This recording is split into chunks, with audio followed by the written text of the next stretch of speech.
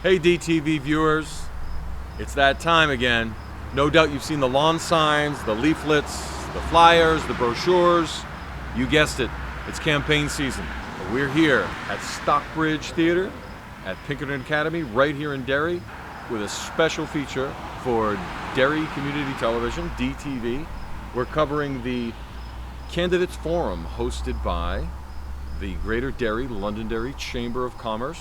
We've got a nice continental breakfast waiting for us in there, some coffee, some Danish, and a whole lot of candidates ready to tell us everything about who they are and what they believe and try and get our vote. So without further ado, let's go in, take a look, see what they have to say. We've been talking about governmental affairs at the local chamber for years, and you have to have a certain level of political sophistication and knowledge in order to understand the timing of things, to know where to go, to determine who the registered candidates are. So we have been working on this particular forum since the beginning of 2014. My name is Joel Albrecht. I'm a Derry resident and very active in the chamber. And I thought it'd be important for people just to get out, especially the business people of this area in Derry and Londonderry, just to get out and meet the candidates, who's running, what their platforms are, and how that connects with the people that are voting. And, their words will help people decide who's the right primary candidate for them. I'm running for Congress, first of all, because I want to continue to serve my country. 2 months ago, I just retired from the Marine Corps after a 35-year career.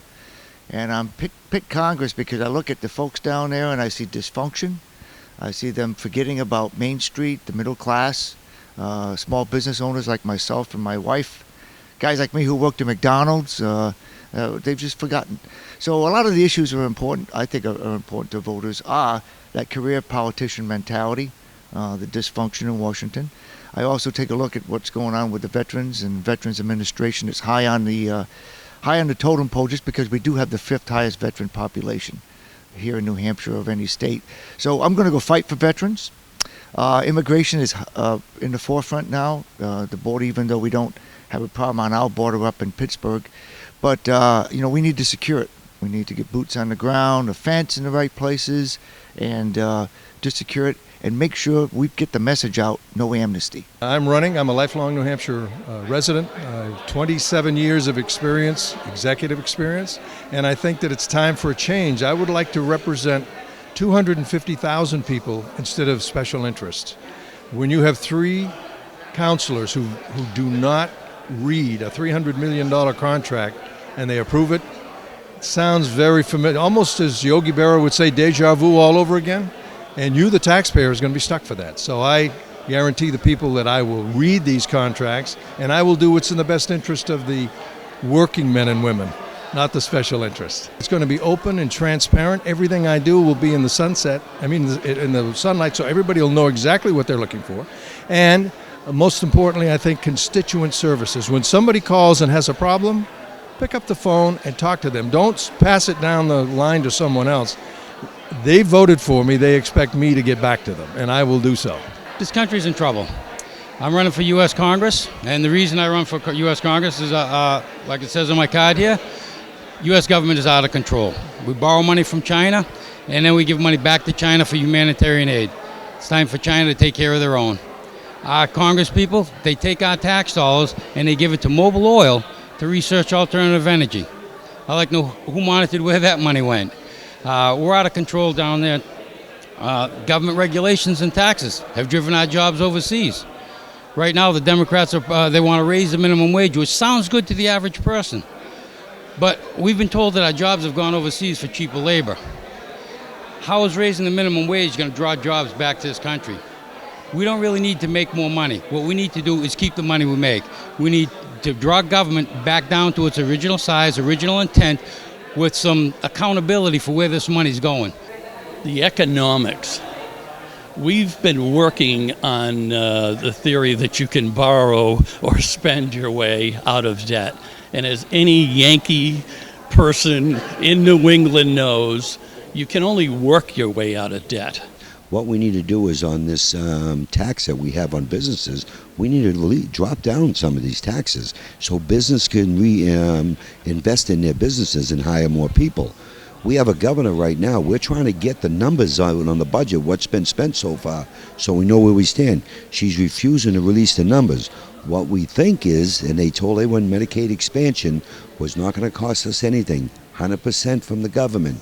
We're hearing rumors there, $40 million have been spent out of the budget for Medicaid expansion and $70 million more towards next year.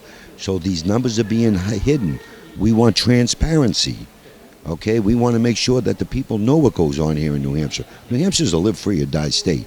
We live off of, accountability, individuality, people doing their own thing. We don't mind giving a hand up, but not a hand out. So some of the areas that we're having problems right now is on businesses' energy cost. Okay, trying to come up with an energy plan. How can we drop the cost and entice?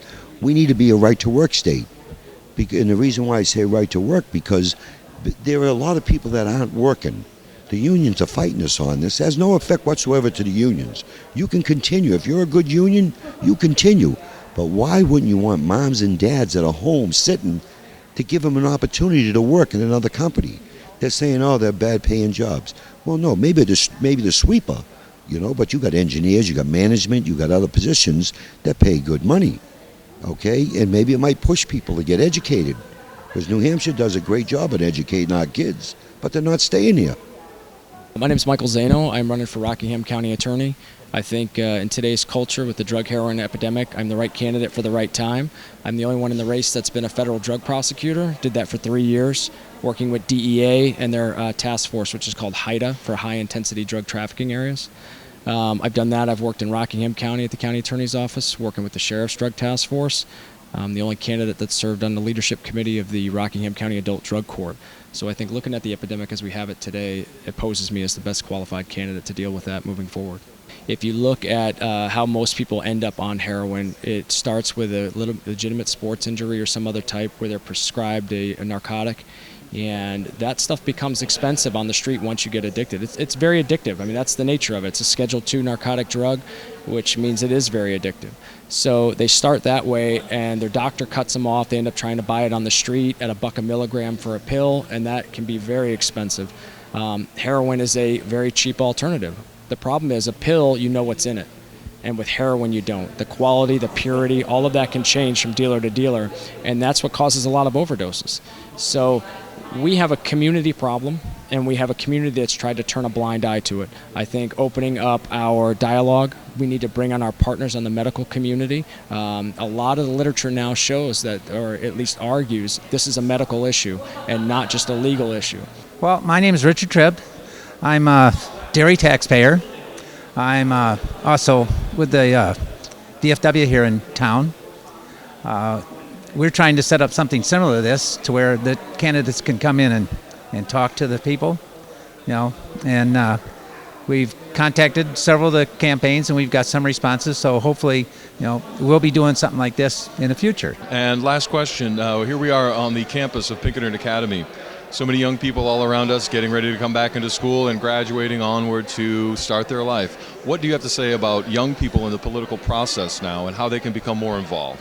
I think it's very, very important for them to be involved. When I was a 10-year-old boy, my dad took me to Manchester in 1960 to meet a young senator from Massachusetts and an old senator from Texas. I met LB. Now, where else but in New Hampshire could a little 10-year-old kid shake the hands of the future presidents of the United States? And we have such a wonderful opportunity here. These young people need to get in and get involved, because after all, they are almost every one of them are going to have about a $52,000 burden around their neck when they graduate from high school. They've got to help get in there and control the spending. Well, it's important to be involved, because a lot of folks out there say, well, it doesn't matter to me and I'm not going to make a difference. Yes, it does. I've seen plenty of elections, even in my own ward in Nashua, where one vote makes a difference. And that one vote determines whether or not the candidate that you like is going to govern you. So I would encourage everybody to get out. I believe if there's no hope in the future, there's no power in the present. And today we have pretty much a hopeless generation. We can't get there from here. And we need to communicate. We don't need mudslinging contests. We need to communicate and educate the young people and the voters what's happening. We need to bring government back to its size. And industry and private sector builds the economy, not government. Government can make work, but it doesn't create jobs. I wish I had started when I was their age. I started out and then got sidetracked. It's very difficult when you're raising a family and have a career path to associate some time. But it's absolutely the most important thing you can do. I think young kids like myself, my grandfather was the mayor of Cambridge, Massachusetts, 4-term. My uncle was a 10-year state representative. I was a Democrat for many years till I learned how to spend my own money. Okay, as a young kid, you should be involved in the political process. You should be out helping the seniors, out helping veterans, out helping neighbors. Volunteer, get involved in your community. This is our country. You know what I mean? We should be taking care of our own, not the government. To give back to your community as a prosecutor, you're not going to get rich. You have to have a drive and a passion for what you do. But getting that legal career and starting down that road is a very rewarding opportunity. So I would encourage them to do so, to think and consider about law school. But no matter what venture you go down, it's important to get back to your community, to be an active member. We live in the greatest country in the world. It's a democracy. You get an opportunity. I've never run for office before, but here I am being able to come and rub shoulders with my future leaders, those running for governor and Congress, and it's a great opportunity to get a value for your community and get to meet the members in it. So I encourage them all to be involved no matter what career they take.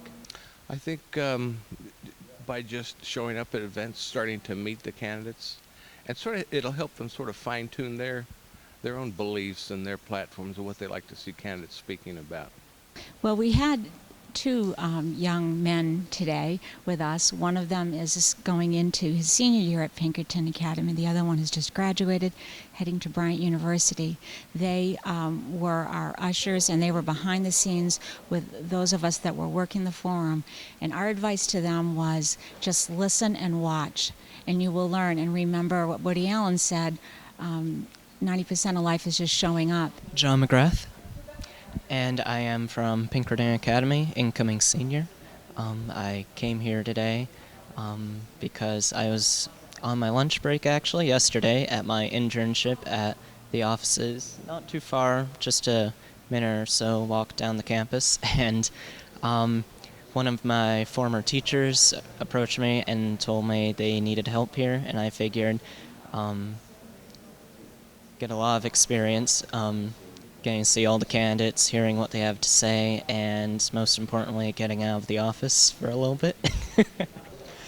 I'm Matthew Neves, and I was here to volunteer for the chamber. When you're backstage, sort of getting one-on-one time with the candidates, you get to see a lot of different things that you wouldn't see from just the outward perspective that they show.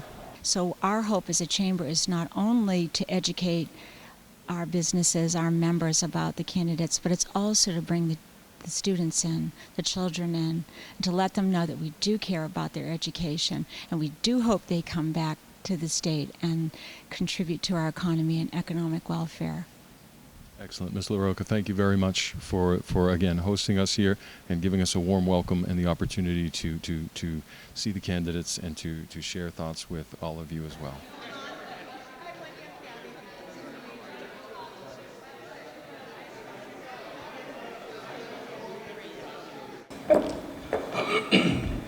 Hi. For those of you who don't know me, my name is Regina Birdsell. I'm a 2-term state rep for Hampstead, a 10-year veteran of the United States Coast Guard, and a recruiter in the high-tech industry. I'm running for this Senate seat to bring to Windham, Derry, and the Senate my unquestioned fiscal conservative record of never voting for an income tax, never voting for a gas tax, never voting for a sales tax, voting against Medicaid expansion, and twice voting to cut spending for a balanced budget. In listening to the door-to-door feedback, taxpayers don't care where the next senator lives. What they care about is the spending in Concord and the property taxes. I will listen to my constituents, elected officials, and small businesses, and I will act on their concerns. Lawmakers best represent their constituents when they listen to them. These are lessons learned by some of New Hampshire's most successful leaders in Ray Burton and Ray Wazorek. This is what I have done in Hampstead, and this is what I will bring to Windham and Derry. In speaking with leaders in the House and the Senate, some of the issues that we're going to be facing in the next biennium are going to be the budget with regards to spending, casinos, economic development, and right to work. The biggest issue with the budget is going to be the spending. Some of the Senate leaders have repeatedly asked the commissioners for information on what they've been spending. And if you read Charlie Arlinghouse's article yesterday, you'll know that we could very well be looking at a $100 million deficit. We need the commissioners to be accountable, and we need transparency in spending. With regards to casinos, I support casinos, but I will not gamble with your money. Casinos are an unstable source of revenue, so I'd like to see that money targeted towards projects like roads, bridges, red-listed bridges, and construction jobs. Therefore, leaving the general fund stable.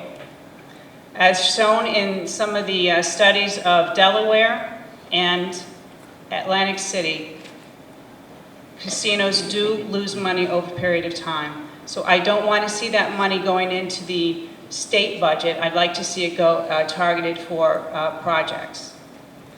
With regards to economic development, as a state senator, you have to balance the needs of the health of the towns with the rates paid by taxpayers. And economic development helps everyone by broadening the tax base. The complaints I've been receiving from the small business owners that I've talked to is not the towns that are the issue, it's the state. So what I'd like to do is bring a forum together of Jeff Rose from the Department of Resources and Economic Development, along with the elected town officials and the small businesses, so they can discuss with Jeff what issues they're having. And once we've got that put together, then we can go ahead and the least we can do with the small businesses is start putting at least a checklist together so that they know what they need to do if they want to start a business. If you want to start an HVAC business, here's the checklist that you need. If you want to start a food retail service industry, here's your checklist.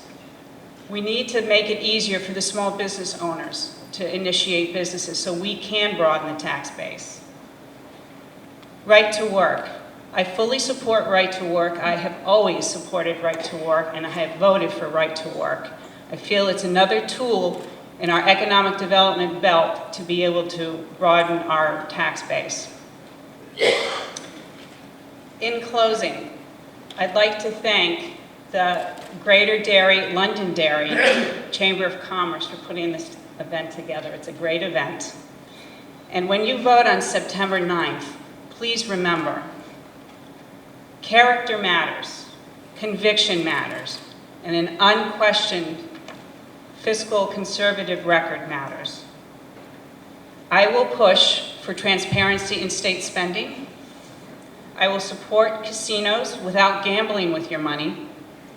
I will support and work for economic development in our towns, region, and our state. And I will support right to work. Just as I was a full-time representative for Hampstead, I will be your full-time senator. I want to be your voice in Concord, and I want to be your fiscal conservative senator. Please vote for Regina Birdsell on September 9th. And to learn more about me, my website is regina4nh.com. Thank you for your time. Our next speaker for Senate candidate is Sharon Carson.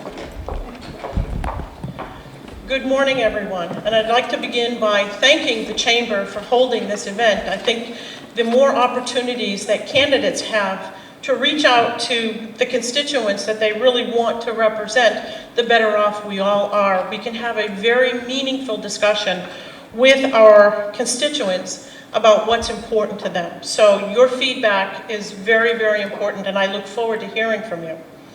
My name is Sharon Carson, and I'm running for the State Senate District Seat 14, which comprises the towns of Londonderry, Hudson, and Auburn. I have had the pleasure and the distinction of representing the district for the past 3 terms, and I'm asking for your vote and your support during this upcoming election. I've also served for 8 years as a state representative on a variety of committees representing the towns of Londonderry and Auburn. So you can imagine, after being in the legislature for so many years, I've got quite an extensive record that really puts a lot of oomph behind what I'm going to say today. Because I think it's very, very important that when you run for office, that you keep your word and you stand for things that you think are important. And that's reflected in how you vote in Concord. I'd just like to go over a couple of accomplishments, things that I have voted for in this past legislative session that I believe are very important to our local businesses. First, we have reduced regulation, we've cut taxes, and we've improved our business climate here in the state. One of the ways that we've done that is with our unemployment rate, which is currently now 4.4%. This is reflected in the Republican budget that has been passed for the 2 election cycles. Back in 2010, when we first came back into power, we had a huge budget deficit. And through these past 2 election cycles, we've actually closed that budget hole. It hasn't been easy, but this past budget cycle, we actually did a fiscally responsible budget with no tax increases, no fee increases, really for the first time since the end of World War II. Excuse me. We also used model legislation to revise the state's corporate statutes to improve usability, business friendliness, and how they relate to modern day technologies. We also created and increased an LLC small business safe harbor, which allows our town's small business owners to keep more of what they make each year without worrying about intrusive audits concerning your finances. We also strengthened and updated the state's 3 business tax credit programs, including doubling and making permanent the research and development tax credit.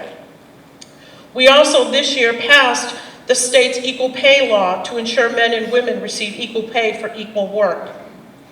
We've also expanded the successful return to work program to encourage new business hiring as well as unemployed residents to start their own small businesses. I think it's very important that we continue to support our small businesses across the state and create an environment for them to thrive. We all know that small businesses are the backbone of the state of New Hampshire, and we need to facilitate an environment that will encourage people to come here, start their businesses, and be part of the program. I stand for making New Hampshire the best place to work, to have fun, and to raise your family. That includes creating and improving on our education system. One of the things that we did in this last budget cycle was we restored funding to our university system, and in return, they froze tuition. And from what I understand, the community colleges this year have also frozen their tuition, making it more affordable for our state's young people. I think we all know that the student loan debt here in New Hampshire is incredibly high, and we're trying to work to lessen that burden on students and their parents. Locally, one of the things that have been very important to me is the creation of the State Infrastructure Bank. It took me 4 years to get the legislation passed, but we do now have a State Infrastructure Bank. And for me, it was an exercise in working with our local municipalities and with the federal government to get this established. And in the end, what it will do, it will help municipalities fund needed infrastructure projects. I think at this point, we could talk, I could stand here, believe me, and I could talk all day long, and I don't think that's what you'd like to see happen. But I stand for very, very frugal government, very small government. We need to work on lessening regulation. We need to look at our tax system, and that's one of the things that I'm hoping, if I am lucky enough to get your vote and your support, is to look at our existing tax structure and to ask the questions. How long have we had this particular tax structure? Do we need to restructure it? Do we need to rethink how we're taxing our citizens? Is there a better way that we can do it? Can we look at how these taxes are raised and how the money is being spent? I think those are essential questions that we need to continue to ask state government. I believe in open and transparent government, and I will continue to vote to support those two ideas. And I'm kind of getting the thing, well, it's time to go. Well, I'd like to, again, thank you very much for listening to me this morning, and I hope to see you all as I go across the district, and I look forward to your feedback and hopefully your support. Thank you very much.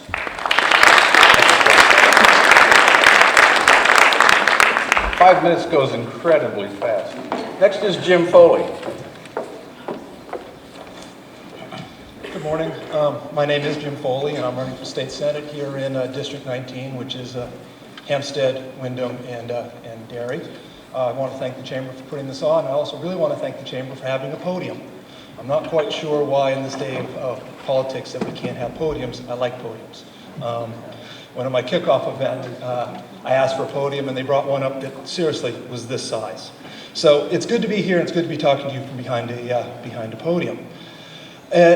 It was interesting. Some weeks ago, I read an article that said that this election is not an election for a Chamber of Commerce candidate. And frankly, I can't disagree with that more. It is the time for a Chamber of Commerce candidate. It's time for a practical, pragmatic, principled businessman to go to Concord and to get things done. And I am a businessman. When I came back to New Hampshire, I got my MBA, went to work for a large company. I was recruited out of that company to work for a smaller startup company of 12, 13 employees and about $3 million in revenue. And we grew that to over 800 employees and $280 million in revenues. I know what needs to be done to grow and to attract businesses to New Hampshire. And that is the main issue in this election, in this campaign, and in New Hampshire. We all know it. We all feel it. Things are not where they need to be. Things need to be better in this country and in New Hampshire. We all grew up here. We heard about the New Hampshire Advantage. It is gone. Every report that you read, it is gone. 30th worst place in the country to start a business, 8th highest place to start it. It is not good. It is time for a businessman to go to Concord and to make government more business-like in that it spends what it brings in, it invests in what's important, and it puts a little aside for a rainy day, but more importantly, that it makes the state more business-friendly. And you need to have a specific plan to do and have that done. And I do have a specific plan. And I will talk to things about and take care of things, for example, workers' comp reform. Workers' compensation in the state is a major reason that prevents companies from coming here and expanding. Our energy costs are skyrocketing, and the state's trying to get PSNH to divest of its Bow power plant. We need to continue with the infrastructure improvements that Senator Letourneau and Senator Roush has started, including the completion of Exit 4A here in Derry. We need to look into pension reform because although it is doing better, it's still significantly underfunded, and if that collapses, it all comes in our property taxes that fall on business. We spend too much, and we spend it in the wrong places. We need to be much more careful with how we spend your money. I am in favor of expanding gaming, and I will support expanded gaming. The idea is that we need to bring to Concord, and I would bring to Concord, the idea of business-like, business-friendly. That's my platform, and that's what I stand for. My name is Jim Foley. I'm a candidate for State Senate for District 19, Hampstead, Windham, and Derry, and I hope I get your vote in the September 9th primary. Thank you very much for your time.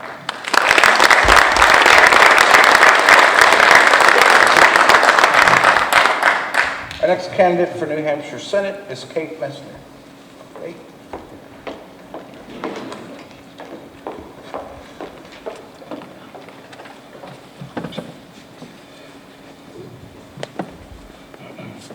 Thank you. I too appreciate this opportunity to get up in front of you folks and tell you a little bit about me. And thank you to the Greater Derry Chamber of Commerce and to the sponsors that made this possible. My name's Kate Messner, and my background is small business. I've worked in many industries over several decades, and there's one thing that holds true for business as well as for government. In both cases, success is the goal. Nobody needs to tell this group that mediocrity doesn't make you successful in today's world. In order to succeed, you must excel in your business, attain a leadership position in your marketplace, and retain it. There is no other way. We should expect no less from our elected officials. The desire for success and the practice of excellence ought to underlie everything we do.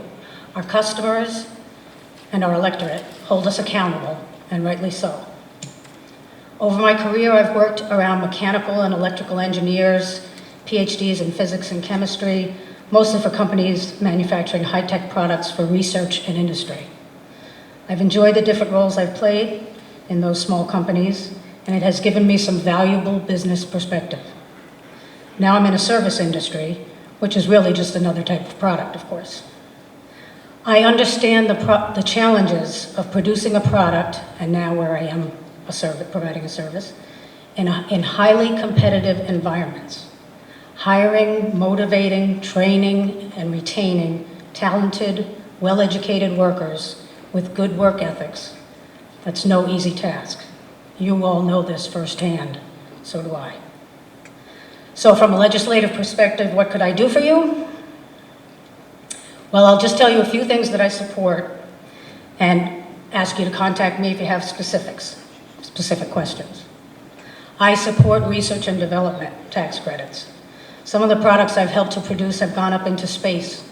Some of them have produced the parts that have gone into the vehicles that go up into space. Research and development is a fundamental necessity for most businesses, whether that be market research or researching the capabilities of new materials and their suitability for different purposes. R&D is investing in your business's future, and it's essential. Government can play a role in making it easier for business to do this. It can and it should. So I commend this last legislature for the R&D tax credit. It must remain this, and we must not undo it. Sharon said they've made it permanent. Let's hope so. I've always supported funding for infrastructure, like roads and bridges, and now that I'm in the transportation industry, working for a Mayflower agent, I see closer than ever how important it is to maintain, and in some cases develop, efficient routes for the transportation of goods and services throughout our state and region. The modest 4.2% increase to the road toll approved in the last term is a step in the right direction. And the rail study is due in the fall. I look forward to hearing their conclusions, and if it's economically feasible to bring rail to the airport, I will tirelessly work to make that happen. Our neighbors to the north are struggling with the prospect of building the Northern Pass. We may think it doesn't have much to do with us down here in the southern tier, but if we find a way to bury the lines and at the same time bring reliable internet to this region of our state, this would open untapped markets. It's a thought, a possibility. And while it's not typically part of a conversation when talking business, I'm committed to attracting and retaining youth to our state. I was looking over some 2010 census data where I read that New Hampshire is the 4th oldest state in the nation. Now, I may be one of those, but that doesn't mean I want everybody around me to be. I have 4 kids who've grown up and gone to school here, but only 2 of them were able to stay here and make their living. We need young blood to spark innovation, and for that to be possible, we need to invest in affordable housing so the American dream doesn't end with my generation, but is still within reach of our kids and their kids. Now, here comes a confession. I'm someone who's disliked politics for most of my life, really, until pretty recently. So how does one go from being there to being a political candidate? It comes from the realization that we are the government in a democracy. Yes, I know that some have special privileges due to finances, the families they come from, their connections, etc. But ultimately we, you and I, are the government. So we can rail against it all we want, but in the end there are only 2 places to be. Part of the problem or part of the solution. I'd like to be part of the solution. And with your support, I will. Thank you. The next candidate is Frank Saporito.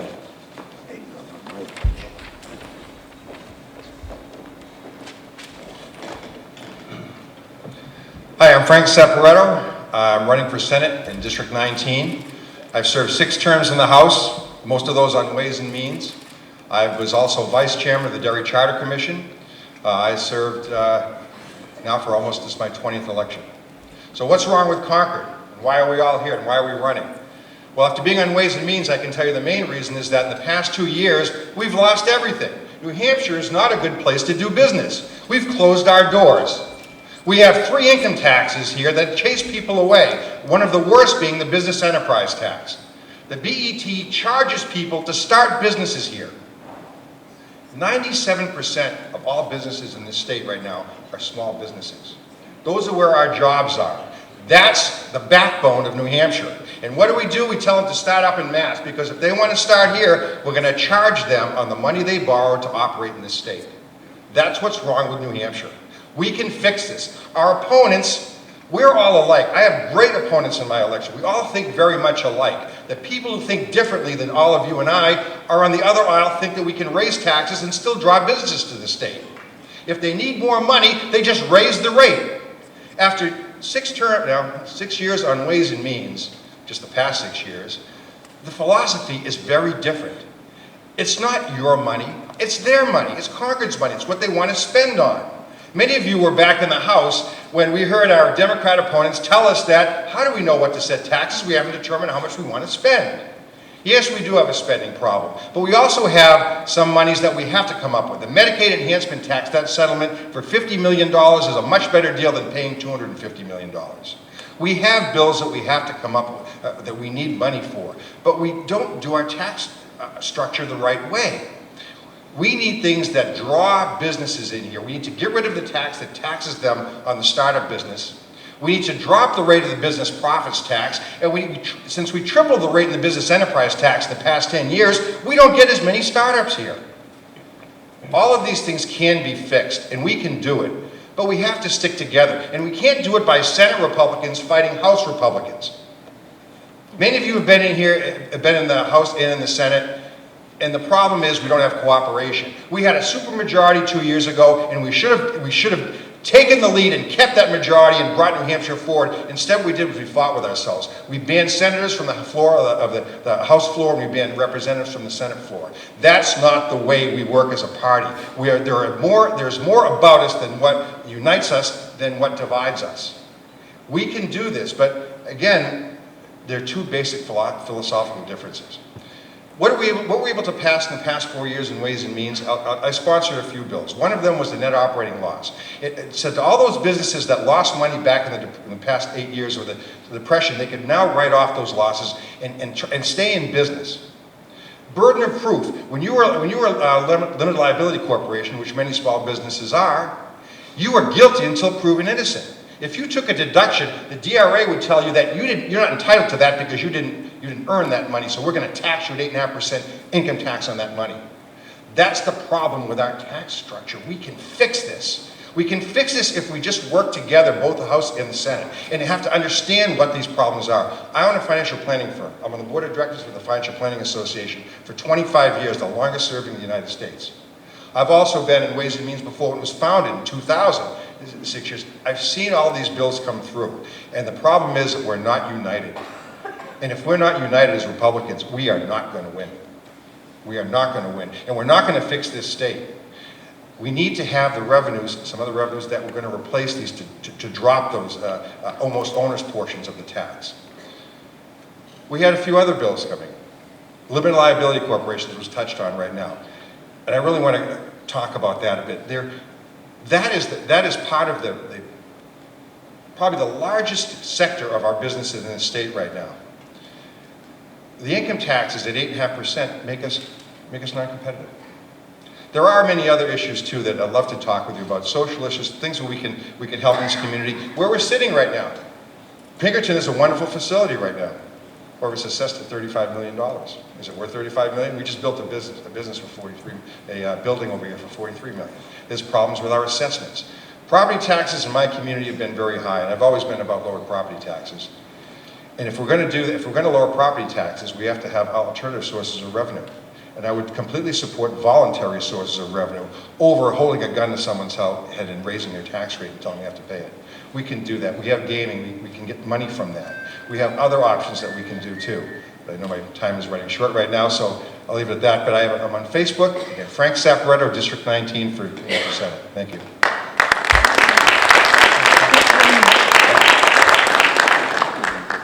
Our last candidate for New Hampshire Senate is Christy St. Laurent.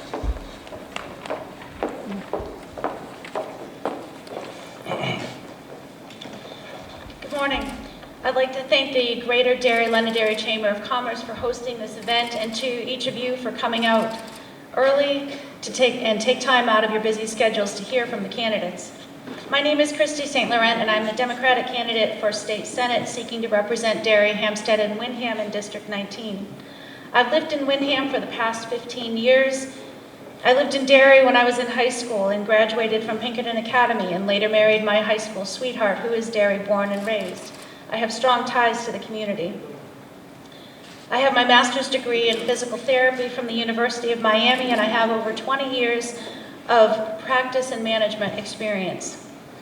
In Windham, I'm serving my second elected term on the planning board and my second year as chair.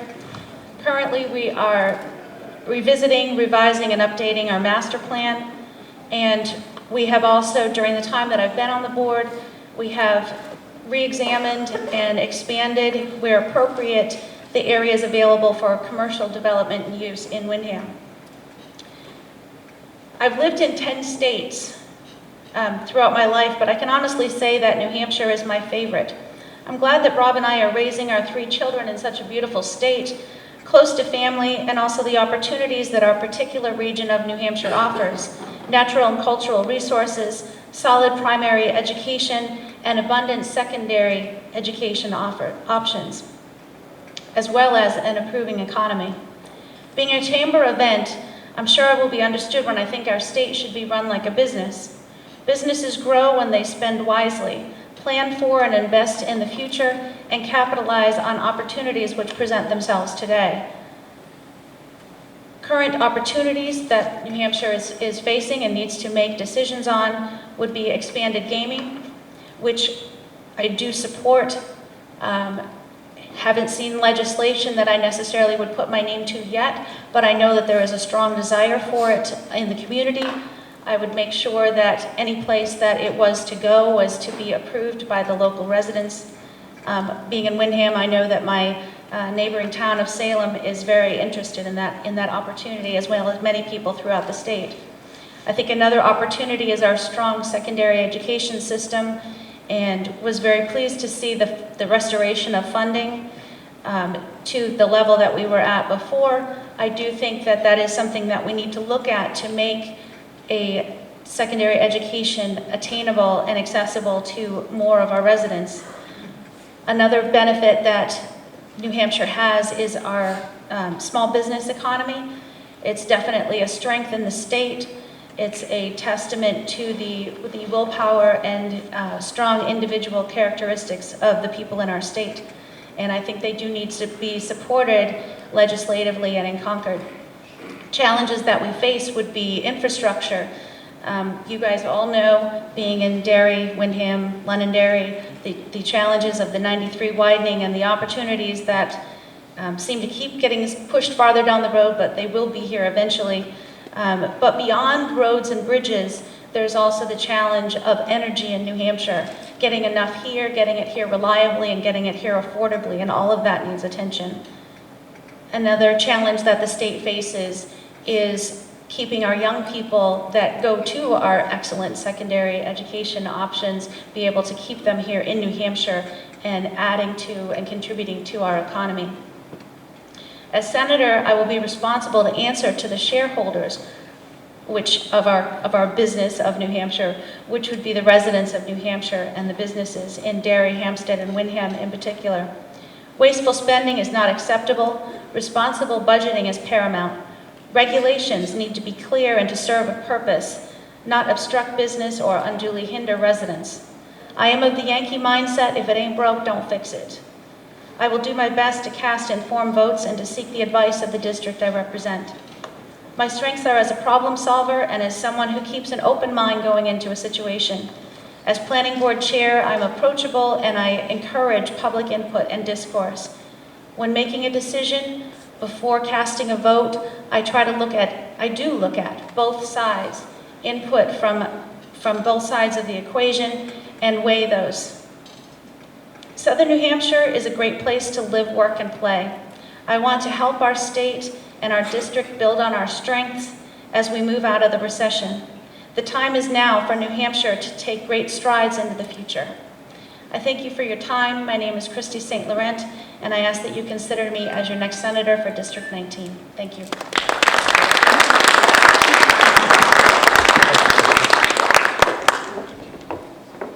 So those were your New Hampshire Senate candidates, and we appreciate all of them being here. It's amazing how well organized this thing is back here. The candidates are lined up and ready to go. So if you're a candidate, you're going to be over there, not over here.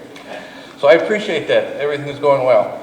Now we're going to move to the New Hampshire Executive Council, Districts 3 and 4, and I assume we have Jim Adams up. Yes, you do. Good. My name is Jim Adams. I'm a lifelong New Hampshire resident. When I was a young lad, been here all my life, except for 4 years in the Navy and 9 years in Washington. When I was 12 years old, I had my baseball glove and bat ready to go play after school had let out. My dad said, "You're going to go work with Mr. Page," and I went to the Floral Park Cemetery. I thought I was going to run a lawnmower. No, they gave me a pair of clippers, and that's long before there was this thing called the weed whacker. These were hand clippers, and I did 5,281 headstones from the back of the cemetery to the front. Get all done. I said, "Am I all done?" He said, "No, now you go to the back and start again." But they gave me an outstanding, good work ethic. They were both Depression kids, and I learned then that you do not spend more than you have. So the entire crux of my campaign is let's control the spending. And while the legislature takes care of the budget and the issues relative to that end of the spending, the Executive Council takes care of the contracts and the real big spending that people don't see. And that's where I will be your eyes and ears, and I believe in small government. I believe in low taxes, and I also believe in giving those in need, really in need, a helping hand out. But I do not believe in the system that is out there now that it's far too easy for people not to work who are not inclined to want to work. And the people, the taxpayers, the men and women who are paying for all that are tired of that. So I will look at every contract with you, the voter, in mind, and make sure, and I'll ask myself 3 questions. Is it really needed? And if so, are there people in the state government that already are there that could maybe do this? And if the answer to both of those is no, then I will move on with it. I bring 27 years of executive experience. I have been, my last job before I retired, I had just under 8,000 employees. I had $1 billion revenue expense budget, and I had just under 1.4 million customers. And I understand that when a customer calls, you need to get back to them. And in this case, it's a constituent. You've got to be cognizant that these people are calling because they have a problem. And I will be a very good steward of the people's money, and I will do whatever I can to keep the costs down, control spending, and anything that comes before the Executive Council, judicial appointments, and or commissioners who are not on the same page relative to low spending, and in regard to the judicial appointments, if they are not folks who believe the Constitution is what it is, then I will have to not vote for them. But I will be your eyes and ears. I will be open to all of your suggestions, and I would like to take my 27 years of executive experience and put that to work in Concord. I'm very blessed to have as one of my top supporters Ray Wazorek, the man who sat in that seat for 12 years. He has great confidence in me, and I hope to earn yours. And if you'd like to learn more about me, please look at jimadams.org, and I'd be very glad to chat with you. I have phone numbers that you can get a hold of me. It's a great opportunity, and I feel that I've had a very, very lovely, my lovely wife and I have decided that with our 6 children and 10 grandchildren that I needed to do something, not for just my children and grandchildren, but all of our children, because we're going to give them a debt that they'll never get out from under. So I'm giving back, and I'd love your support, and thank you very much for your time.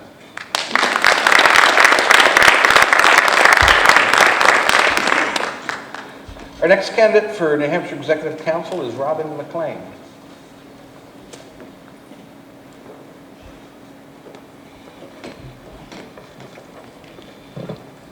Good morning. I'm Robin McLean, and I'm running for Executive Council from Rockingham County and Pelham, which is District 3.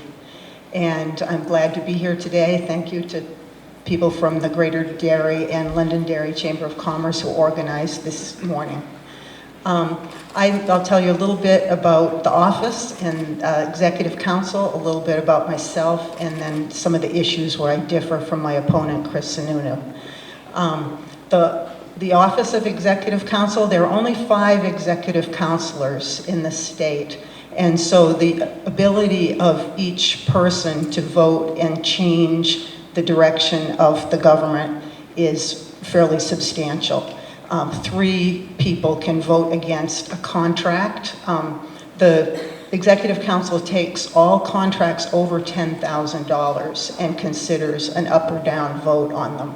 The governor also introduces all judge nominations, and those have an up or down vote. So 3 people voting against can stop the governor from acting on many issues. Also, the Executive Council deals with the nominations for boards and commissions, particularly professional boards, but also of the Attorney General. So that's the responsibilities of the Executive Council. And my background, I have been a public school teacher for half my career and a college administrator for half my career for Granite State College. When I worked for it, it was College for Lifelong Learning. Now it's Granite State College. I hired faculty and set up schedules in the Seacoast, greater Seacoast area. I also have been on mental health center boards for 20 years before I was married in this Concord area at Riverbend Mental Health. And when I went to the Seacoast, when I got married, I was on the mental health center board there dealing with all the issues. And this is a major state responsibility. The money flows, some of it from the federal government, some of it from the state government for people with mental illness. And that's one of the contracts that would go through the Executive Council. I feel like I have a lot of knowledge in the social service areas. I've been on other social service boards as well. The issues where I disagree with Chris Sununu are some of the ones that have come up recently in the Executive Council, are planning for the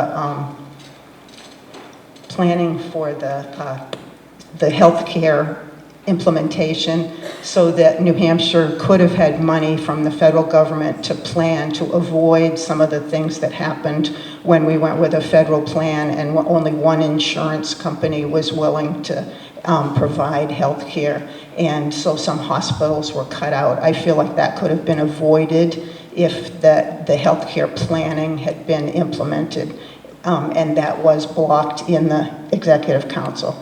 Another thing that I feel strongly about is that it was important that we expand Medicaid to 50,000 people in the state, and I feel like that was put at risk by his vote. I also feel like my perspective is significantly different on many issues that would come before the board. Many of the issues go through the legislature first, so an issue that's been settled by the House, the Senate, and the governor has determined that they want a certain contract, put it out to bid, and chosen the bid. It's still at risk if 3 people vote against it on the Executive Council. A little more about my background. I graduated from Concord High School and Harvard University, and I feel like I've implemented or I've used my skills in my teaching and in my administration, but I've also worked in several other areas in construction for a local company and in food services, so I feel like I have a broad work experience and have an understanding for people who are dealing with various issues that affect our businesses. And I realize that New Hampshire has a significant issue about attracting young people. I see that with my nieces, some of whom are able to find work in New Hampshire, even northern New Hampshire, and others who are by necessity commuting or moving out of the state. Thank you very much for listening, and I would appreciate your vote, both in the primary and the general election, which is November 4th, and I appreciate your coming here. Thank you.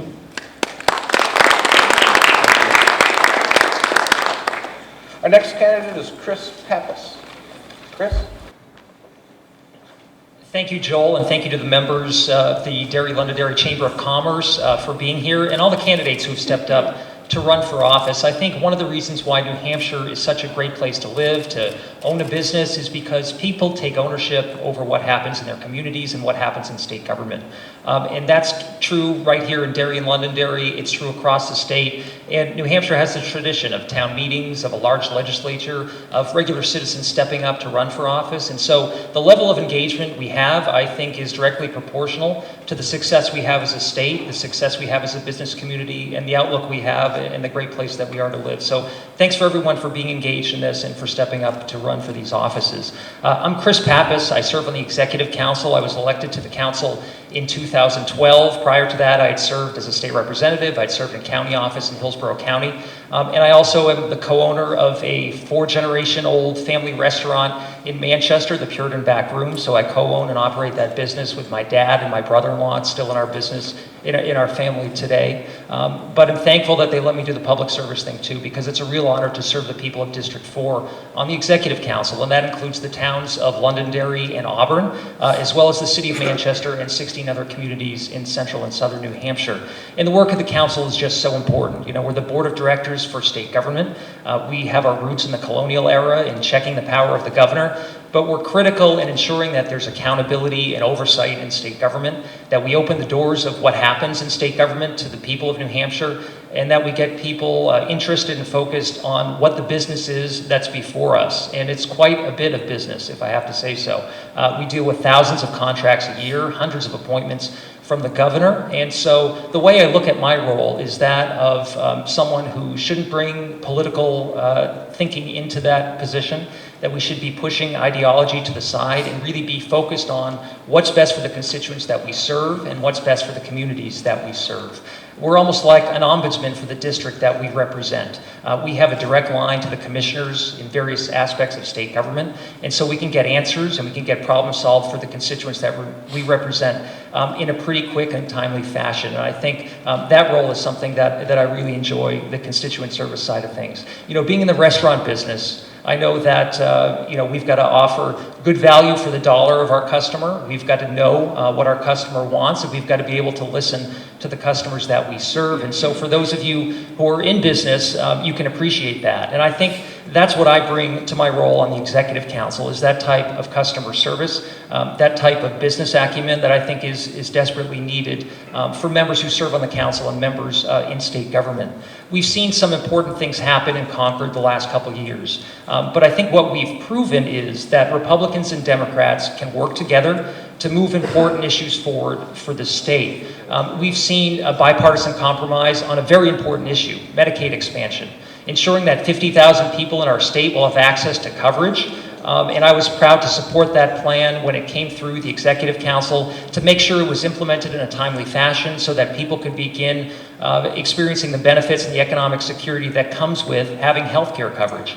Also involved in that plan was covering drug abuse treatment. There's an epidemic going on in New Hampshire, and it's important that we provide treatment for those that are addicted. It's beneficial to all of us across the state. And ensuring that we put in place that plan, it's going to protect hospitals, and it's going to ensure that we begin to bend the cost curve on healthcare in New Hampshire. And so I was happy to support that bipartisan compromise plan as a member of the Executive Council. The council also works very closely with the Department of Transportation in formulating the state's 10-year transportation plan. And transportation is the backbone of our economy, and we certainly know that right here in this region of the state. Finishing I-93 is the top priority, and I'm glad to see that the legislature came up with the remainder of funding needed to finish that project, and if I'm reelected to the council, I look forward to seeing the contracts that are going to finish the northern section of I-93. That's inextricably linked to the economic success of this region, but also to us as a state. But there are so many other priorities that we have with transportation, and we learned through that process that priorities outpace the money that we have available. So we had to be pretty smart about what we invested money in for the next 10 years and the projects that we were going to be able to take on. There are important Red List Bridge projects that we've taken care of in that plan, and road paving projects that we're going to be able to take care of. But there are other things that were left off the list. One of them is something that is very well known around these parts, and that's the Pettingill Road project. And I'm glad to see that there's forward movement on that project with some great partnership from the local level with private enterprise to build that road, and it's already attracting some great companies to move here and to grow jobs here. And what we see with that project is that state government has worked with those private developers to streamline the permitting process and make sure that we get that project breaking ground and up and running as quickly as we can. And that type of streamlined permitting process, I think, should be applied to more economic development projects and should be available to more small businesses, frankly, in our state that need it. I bring that type of bipartisan, common sense point of view to the Executive Council. It's something I want to do for another 2 years to keep working for the communities that I represent. And I think it's important in this race that you look at who's got bipartisan support. I've got more than 50 registered Republicans who have endorsed my candidacy, and I look forward to working across the aisle with people of all political stripes to make sure we have the right people in positions of power in state government, and to make sure that our contracts and our processes in state government are as efficient as they can be. So I thank you for listening. Please visit my website. It's papasnh.com, and I look forward to talking with you over the next few months about how we can continue to work together to make this state an even better place to live and do business. Thanks for everything.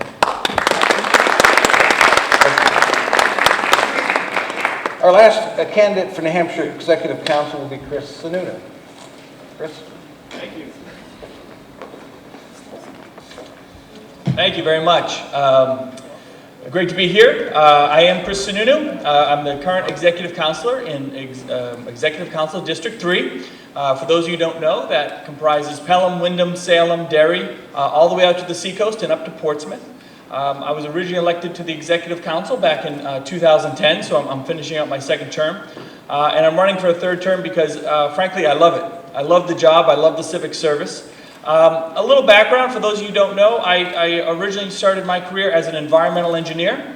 I worked around the country cleaning up hazardous waste sites, some really nasty stuff there for a while. I made a career change, worked more into business. And about 4 years ago, I bought and I now own and run Waterville Valley Ski Resort up north. It's given me incredible perspective from a business standpoint into the pushes and pulls, how things work, understanding balance sheets. And when you get to the Executive Council, it's amazing how that really translates over. I was born and raised in Salem. I live out just outside of Exeter now with my wife and my 3 kids. And again, you know, I'm running again because I love it. I think it's important. A lot of people don't really understand the Executive Council. We're the only state in the country that really has one. And it's because in New Hampshire, we believe in local control. We believe that the people have the power. We believe in that checks and balances that is so important to us, that no one, in this case the governor, should have too much power. So there's a 5-person Executive Council. And the running joke is the first thing every governor needs to do is learn how to count to 3, because to get a lot done, you need at least 3 of the councils, 3 of the executive councilors to vote with you. So it provides that pushback, if you will, and so the constituents have that outlet to really reach into the executive branch and help with the oversight. One of the main things that we do, as some of the other folks have talked about, is we approve contracts. We approve most of the contracts in the state. It's every contract over $10,000 and a whole bunch of others for certain reasons that I won't bore you with the details. But that's a couple hundred contracts a month will come before us, sometimes 300 a week. I mean, it really depends what time of year. And we sit there and we read them. We understand, were they bid out properly? Is it fair? Are we just giving contracts to our friends? Because that's not what we are all about in the state. And then we sit in an open meeting. It's open to the public every other week at the council chambers. It's a wonderful process. And we bring the commissioners up one by one and we ask questions about them and we understand them. And we make sure that the state is doing those things, even at a very for lack of a better term, low level with these smaller contracts all the way up to Obamacare contracts. We're doing it for the right reasons and the right way. And it's an amazing process. No other state has it.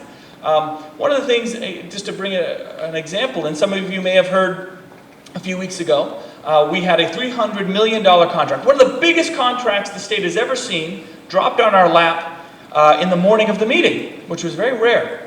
200-page, $300 million contract, and the sense of the governor and frankly the Democrats on the council was, we don't have time to read it, let's just pass it. I find that appalling, absolutely appalling. The fact that the governor and the Democrats said, we don't have time to read it, we just have to do it. Apparently getting the constituents, getting the folks of the state to give us feedback on it, talking to the contractors, talking to the other folks in state government. What is this? Why are we doing it? Sure, we got our little 15-minute summary on it, but it was so reminiscent of what we see in Washington, and frankly, most of us up here in New Hampshire laugh at what goes on down there very often, right? Those Nancy Pelosi type tactics. Well, we'll just pass it, we'll figure it out later. We laugh at that in the state because it doesn't happen here. Well, guess what? It does. And that's why I fight so hard. I fight so hard as a minority. There's only 2 Republicans on the council.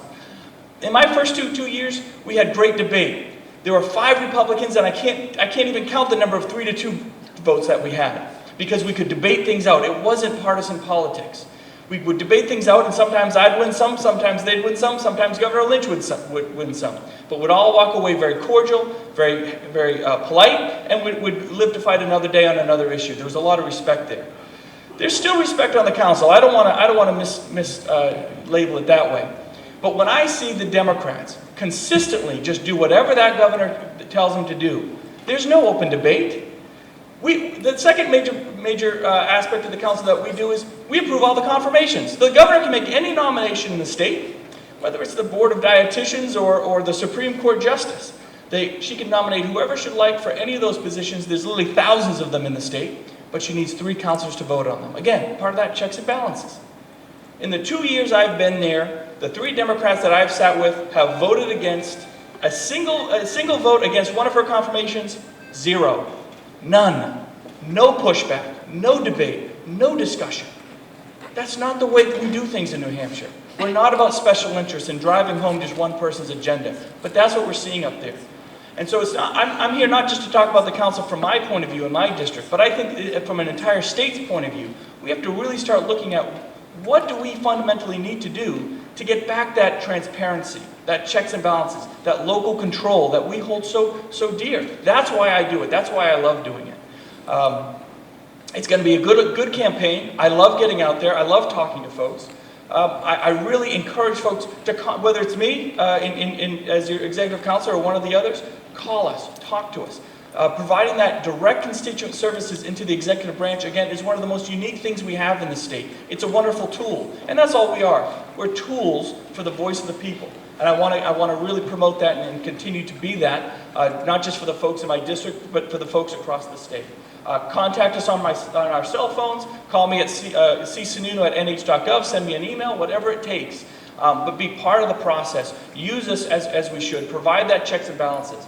I really hope I can earn your vote over the next couple months. It's going to be a great election. It's going to be a lot of fun. And I'll see you out there. So thanks again.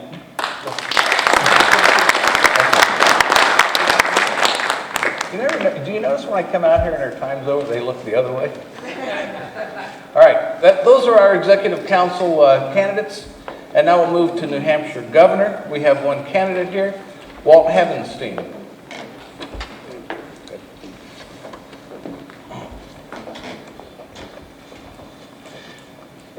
Well, good morning, and thank you for being here, and thanks to the Chamber, as well as our sponsors for hosting this event. My name's Walt Havenstein. A lot of people have trouble pronouncing it. That's why you'll see my street signs just say Walt. Why challenge them any more than they have to be challenged? I'm running for governor as a Republican to get our economy moving again. We've just listened to our state candidates, and most of them had a context of our economy. And some of the things I'm about to say are things they were talking about. The fact of the matter is, Today, under Maggie Hassan, we have a walking dead economy. Zombie-like, barely moving, and having no life at all. Witness the fact that last year our economic growth for the state of New Hampshire was 0.9%. And the year before that, it was 1.1%.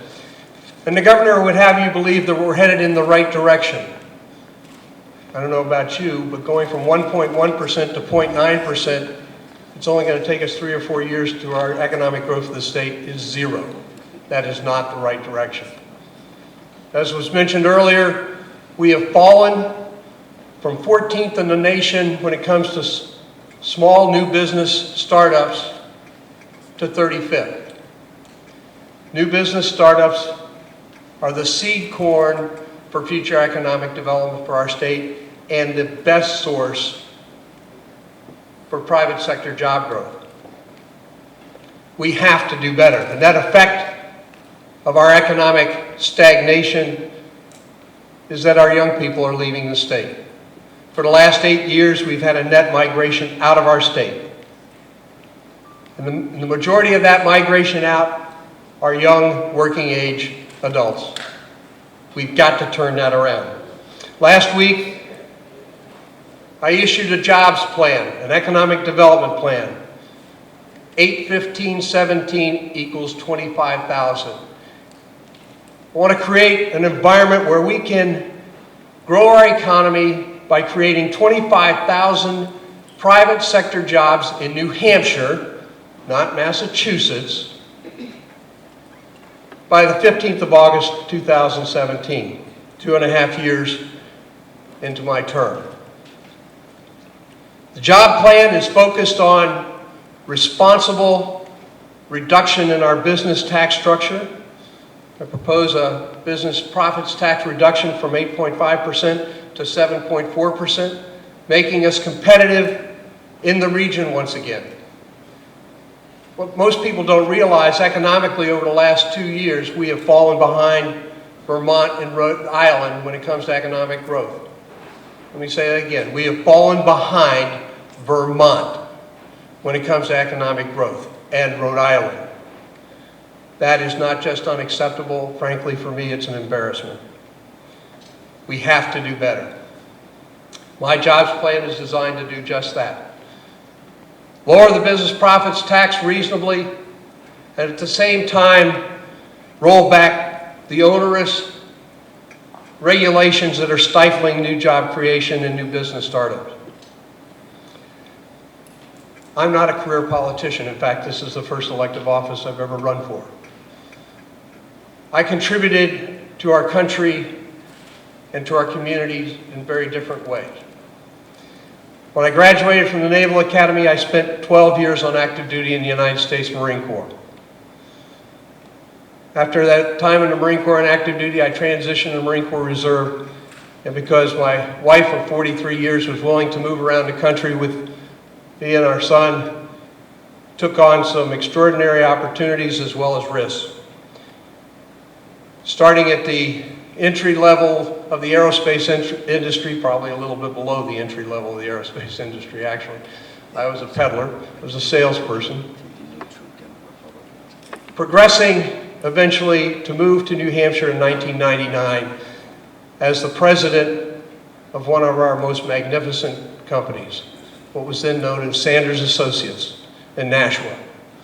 And I was very, very proud to work at that company and help that company transition to become BAE Systems, our largest engineering and manufacturing company in the state. We did some extraordinary things there and continue to do extraordinary things there. We had to make tough choices, we had to get strategically focused, and we did just that. We need to do the same thing in Concord, and it's all about leadership. I want to take the 41 years of leadership that I have in industry and the Marine Corps and put discipline back in our fiscal house in Concord and create a business environment where jobs can be created and we can fulfill our potential as the best place to live, the best place to work, the best place to raise a family, but also the best place to do business.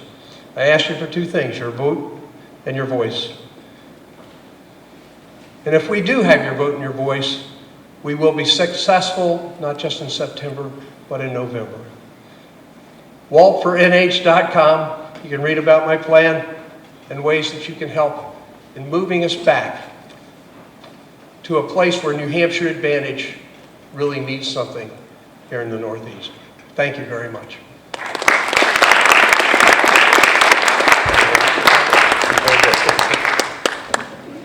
Now we'll move on to federal offices. We're mostly halfway through, if not a little bit more. Our first speaker for the U.S. Representatives is Frank Ginta. Frank?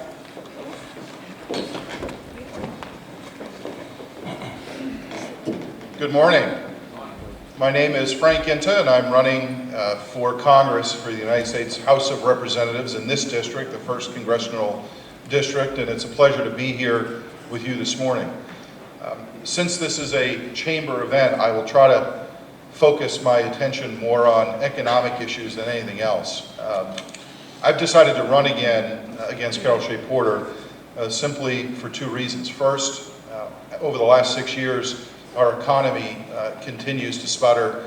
And secondly, I don't think we have the representation from Carol Shea Porter that we earn and deserve here in the state of New Hampshire. I think she is very much focused on issues outside of the economy, outside of business, and I think that it's negating the things that we need here in the state of New Hampshire.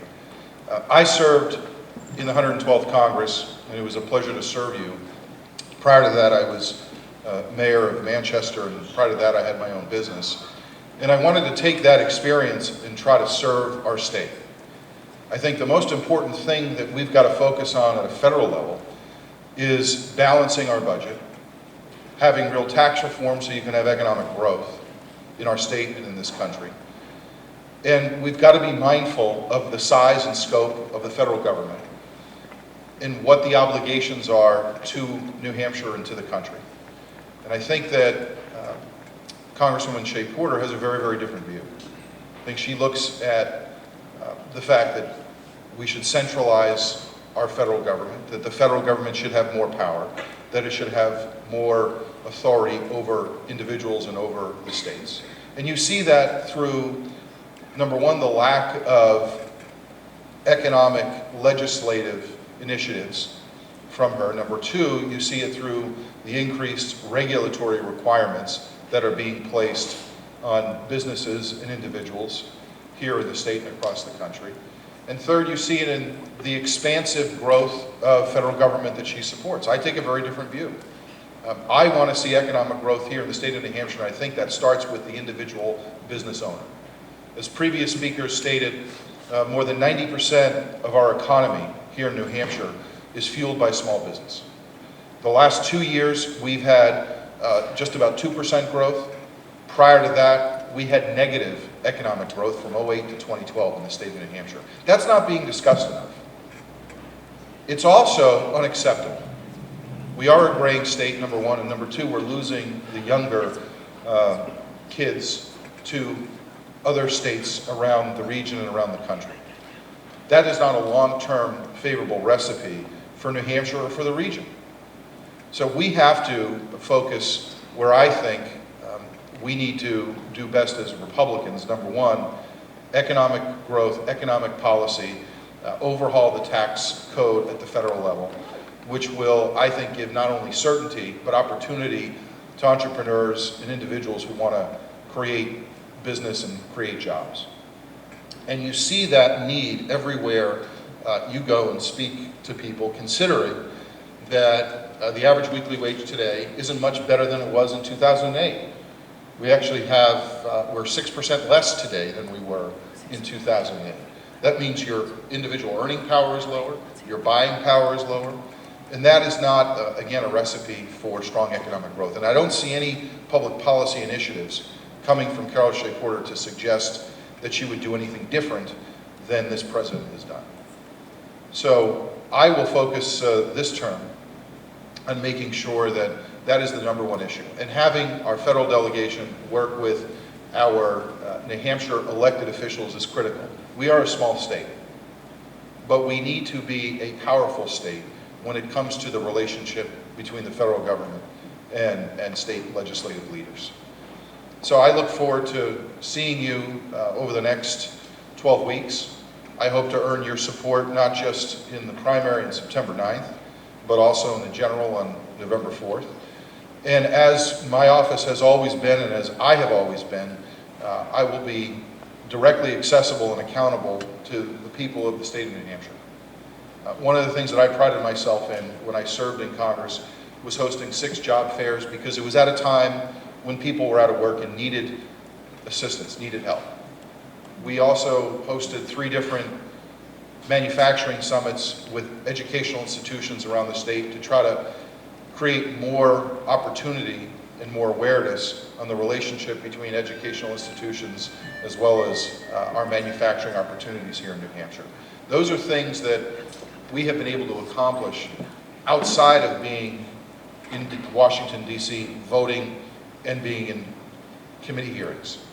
It's just as critical and just as important for your member of Congress to be in New Hampshire working on New Hampshire-based issues. So I thank you for the time. I thank you for the opportunity to be here. I look forward to working with you, and I look forward to serving you with you. Thank you all very much.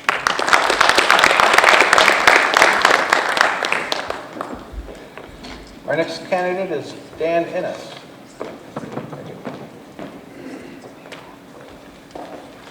Good morning. Thank you for the opportunity to be here. I really appreciate it.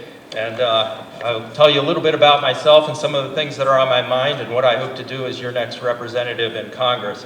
But I want to start with a simple question. I want you to take just a second and pause and ask yourself, how do you feel about Washington, D.C.? And how do you feel about Congress? It's not a very good feeling, is it? And it isn't. And this morning, I don't normally bring notes, but I did today. This morning, there's a new Gallup poll that was out. It's just released. And it showed that the biggest issue that Americans feel concerns them today is dissatisfaction with government. We are fed up with government. Washington is broken. And that's why I'm running for Congress, because like you, I'm fed up, and I want to help to turn things around in Washington, D.C.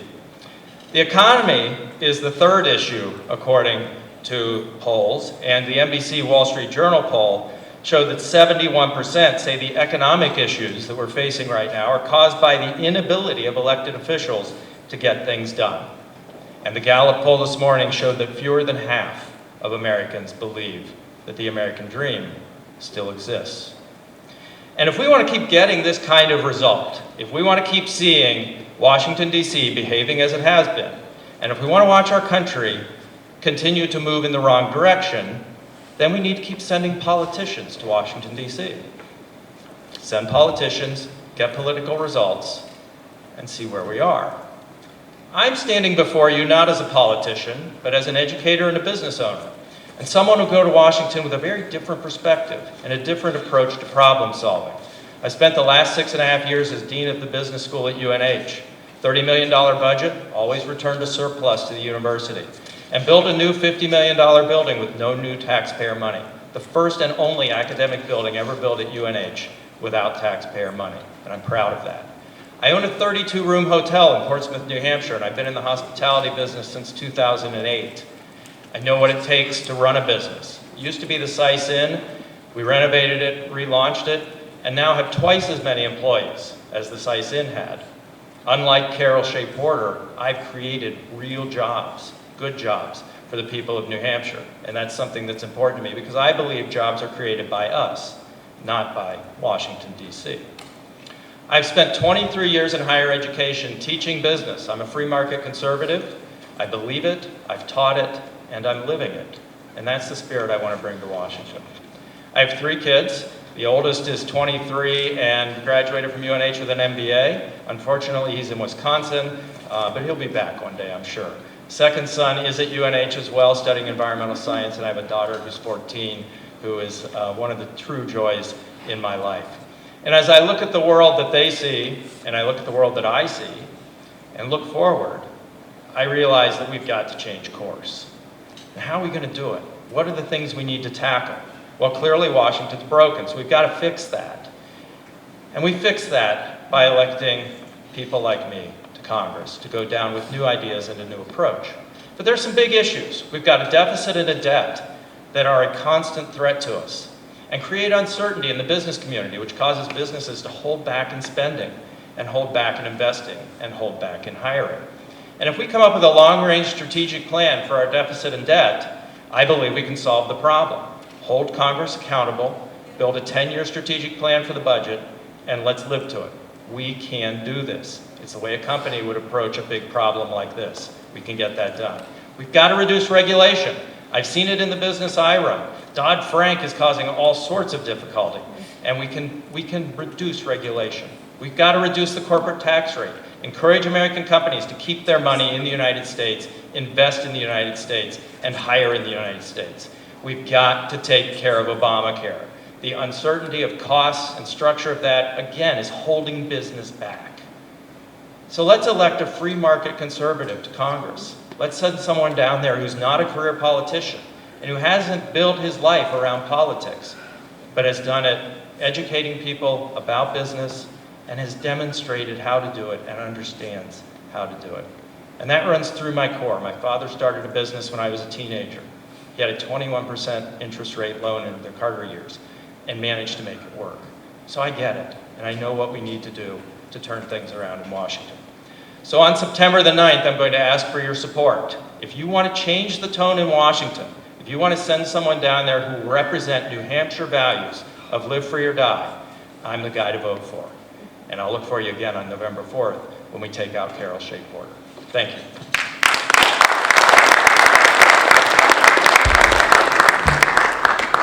Our next candidate is Everett Jabbour.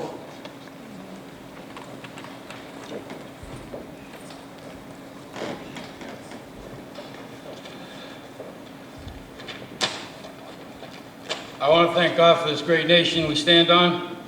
I want to thank the Chamber for having us here.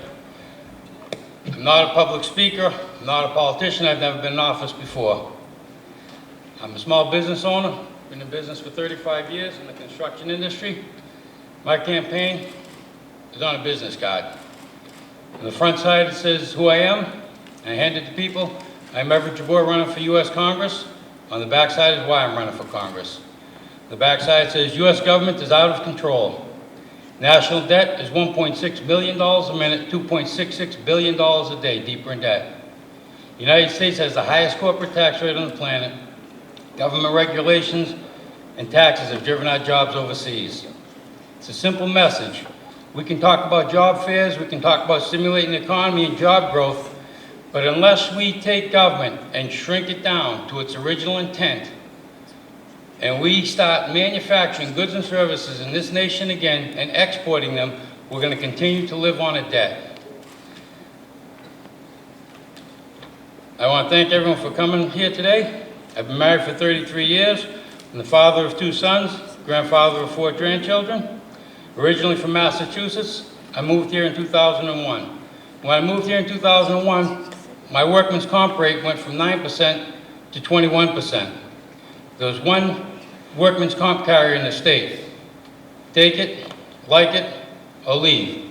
We need competition in the insurance industry, and it'll bring premiums down to where they should be. I've never held political office, as I said. The reason I'm running for Congress, I feel leaders that have gotten us into this mess are not the leaders that can get us out. We need leaders accountable to the people, not to special interest groups.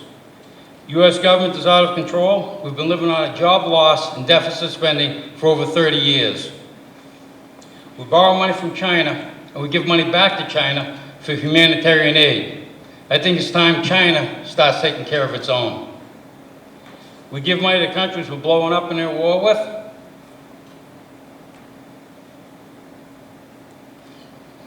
Congress takes our tax dollars and gives them to Mobil Oil to research alternative energy. Can I ask who monitored where that money went?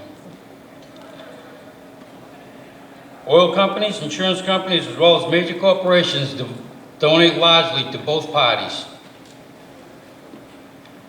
Both Democrat and Republican parties, the special interest groups, control the way these politicians vote. They no longer vote for what's best for the country. They vote for what's best for the party or what it takes to get reelected. National debt, I said before, is $1.6 million a minute, $2.6 billion per day. 2 years ago, the president was running around this country saying tax the rich, and people bought into that. The resounding information should have been, if the government steals the money from the rich, where do the rich get their money from?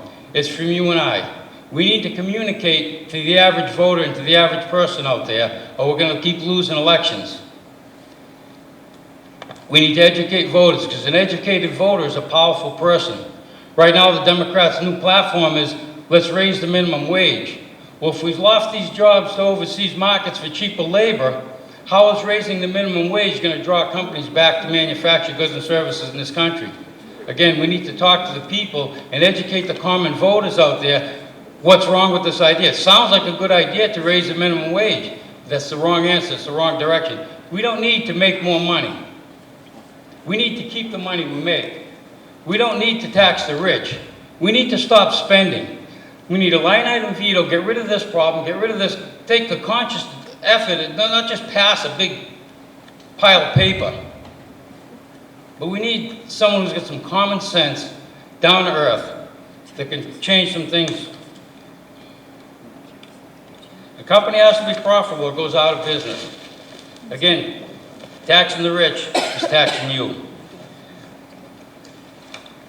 Both Democrats and Republicans are trying to outspend each other to buy more votes. As I said before, the United States has the highest corporate tax rate on the planet, as well as the most complex regulations. We've been told companies have gone overseas for cheaper labor. Democrats want to raise the minimum wage. Very counterproductive. And to add to that, who benefits from raising the minimum wage? All the restaurants and fast food prices are going to go up. Increase in hotels and motels will go up. Gas prices and so forth, everything will go up. And who benefits? The government has taken in more revenue. The insurance companies on your workman's comp and so forth will increase their revenue. The worker is no better off. I'll cut out on my time. You know when the primary is? I'm Everett Jabbour for Congress, J-A-B-O-U-R. Thank you. All right. Our last candidate for U.S. Representative is Gary Lambert. Very much. Thank you. Good morning. My name is Gary Lambert from Nashua, running for Congress in the 2nd Congressional District. I know I'm out of the district here, but there are some voters out there from Windham, Salem, Pelham, and hopefully they'll be watching this. But I am running for Congress simply, or mainly, because I want to continue to serve my country. 2.5 months ago, I just wrapped up a 35-year, 1 month and 25-day career in the Marine Corps. Loved every minute of it, and I need to continue to serve. And I look at Congress, and I don't see a lot of service down there. What I do see is a lot of people thinking about themselves rather than the country. I see a lot of dysfunction. I see Congress that has forgotten the small business owner on Main Street, like me, the small business owner, like my wife on Broad Street down in Nashua. They've forgotten the guy that works at McDonald's, like I used to, the laborer that used to work in the textile mill, like me. And they've forgotten the teenagers and our youth, like my 2 daughters, 18 and 13, Catherine and Grace. But you know, I want to talk about some of the main issues I hear about on the campaign trail out there, tell you where I stand on them. Immigration is way up there, has moved up to, I think, one of the most important issues that I hear about. And I look at Congress and I'm like, why the dysfunction? What's so difficult about dealing with this problem rather than the symptoms? Secure the border, period. You get, put a fence up where we need the fence, put boots on the ground where we need boots on the ground, get some drone aircraft up in the air, put some aviation assets up there. We'll secure that border. We can do that rather than worry about all the symptoms. That's the cure. And I tell you what the other cure is. We got to get a message out there. No amnesty. Part of the problem and the reason why we have all these folks coming is because we have that message from the president on executive amnesty. So let's be clear. If you broke the law, you broke the law. My mother was an immigrant. She did it the right way. There's a wrong way and a right way, and we got to make sure we enforce the laws. Veterans, near and dear to my heart, comes up all the time on the campaign trail. I'll tell you why. We got the 5th highest veteran population in America here in New Hampshire. Do we have a VA hospital? No. Okay, so that's not good to begin with, but I tell you what we got is we got a dysfunctional VA system. Congress just took off on a 5-week vacation over here. They passed a little law on the VA. It does not cure the problem. It does not cure the rot. It does not get rid of the situation we have with the VA. I tell you what, you send me down to Washington, I will never stop fighting to make sure veterans get the care that they deserve in the hospital or the doctor in their town, city, or down the street, period. Thank you. Obamacare, we've heard it before. It gets worse and worse everywhere I go. Access goes down, costs go up. People are begging me, repeal it. And that's what I intend to do when I get there. Let me close by saying this. The problem we've got with Washington, the dysfunction, that's what happens when you got career politicians. So there's only so much I can do. If I go down, I'm going to be one of 435 people. Tell you what I can do. I can lead by example. I'm term limiting myself. 3 terms. And I'm going to fight for term limits for everyone else down there, whether they like it or not. And let me ask you this. Is there anyone out in the audience that thinks Congress ought to get a pension? Yeah, I didn't think so. As I hear a laugh, I never heard anybody or never seen anybody nod their head. I'm going to forego one if offered to me, and I am going to fight to take that away, that perk away from Congress. Same thing with pay raises. Negative. You don't rate one. So you're not going to get one, and if they want to give me one, I'm giving it back to the government. If you're in the second CD, you've got a lot of taxpayer-funded franking letters from any customer. Well, guess what? You send me down there, you're going to get 0. But I'm not going to spend your taxpayer money trying to run for re-election. All right, my time is coming up. Look, a lot of you folks out there from the first CD, and I'm from the second. I came out here to ask for your vote, to ask for your help, and to ask for your support, and I hope you elect me as your next congressman. Thank you very much.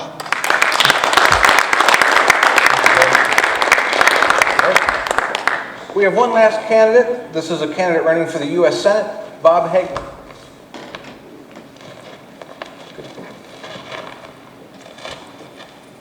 How many of you remember Ross Perot? For those of you younger people, in 1992, Ross Perot was a successful businessman. He felt so concerned about a single issue, he felt compelled to speak out. And the only way to do that was to become a candidate. And he ran for president against Bill Clinton and George Herbert Walker Bush. He lost, but we now know the issue he ran on, the debt and the deficit. On that issue, he was absolutely correct. I'm going to say both. I'm not a politician. Attorney by profession, I have degrees in history and in economics. The issue I am so concerned about is the deficit, the printing press, and the U.S. currency. Recently, a CBO, Congressional Budget Office report came out that said this year's deficit was only going to be $485 billion. And everybody said, that's good. These people are out of their minds. The new normal is that we're running deficits between $500 billion and $1 trillion. And everybody thinks that's good, including the Republicans. What nobody realizes is that we are watching the total collapse of the U.S. currency on the world money markets. During Obama's first term, U.S. currency on the world markets fell 15% against every other major currency in the world. That means every country that held U.S. Treasury debt or held U.S. currency in reserve took a 15% loss. For China, that meant $450 billion. When the nation re-elected Barack Obama, it sent a message to the world that we were not prepared to put our fiscal house in order. The result, everybody said we've had it with the dollar. In 2013, China announced it would no longer be acquiring sovereign debt or foreign currency as reserves. Although the United States was not mentioned in that message, everybody knew who he was talking about. Since then, China has spent almost all of its U.S. currency reserves. In 2013, it purchased 397 metric tons of gold, paid for it all cash, all dollars. A couple of months ago, it dumped $100 billion worth of treasuries on the market just to get rid of them. China has joined with 4 other nations. They're known as BRICS. Brazil, Russia, India, China, South Africa. Half the world's population, almost half the world's GDP, including in there are the 2 fastest growing economies in the world, China and India. They have come together to do one thing and one thing only. Because the US dollar is becoming so unstable, they want to replace it as the world's currency market, money. If they replace the dollar as the world's reserve currency, our economy is going to collapse. As you sit here today, your fate, the fate of everyone you know, the fate of everyone you love, is in the hands of Russia and China. Because the only question on the table now is how quickly they can come up with either a currency or a mechanism to drop US currency. I believe, and the reason I'm running, I believe we have 2 years to get our house in order. Most experts believe that China and Russia will come up with an answer to the US currency problem somewhere between 2018 and 2020. That leaves us 2 fiscal years, fiscal 2016 and fiscal 2017, to put our fiscal house in order. If we haven't done that, and if the dollar loses its status, it will collapse on the world's currency market, and this nation will be thrust into a hell that you cannot possibly imagine. I would ask each of you to go on your search engines as soon as you can. Type in the words, "When Money Dies," PDF. It's a book, it's online, it's free, 162 pages. It chronicles the death of the Austrian krona in 1922 and the death of the German mark in 1923. Ladies and gentlemen, we are the mirror image of Germany in 1920. And we are going to follow Germany into the abyss unless we change our direction. That's why I've become a candidate. That's what my cry is. Balance the budget now. Thank you.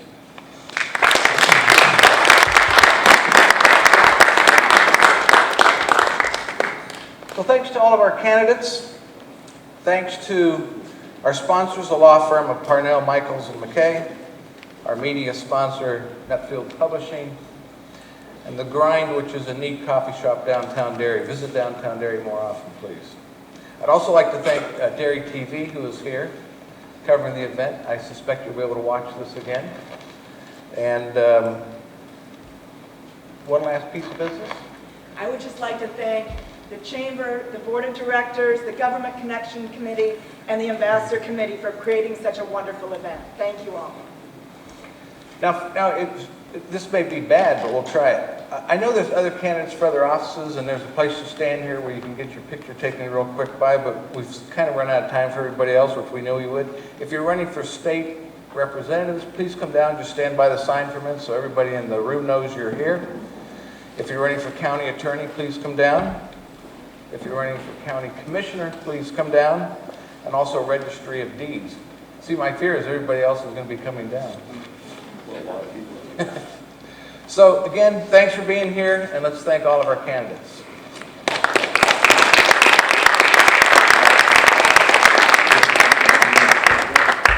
Well, there you have it, folks. What an event to be able to hear from and speak to candidates for New Hampshire legislature, U.S. legislature, executive council, and governor. What an exciting time. We thank the Greater Derry Londonderry Chamber of Commerce for hosting this event, and we promise to bring you as much coverage as we can leading up to the election. My co-producer Kelly Neal and I, Owen Provencher, are signing off. We'll see you next time.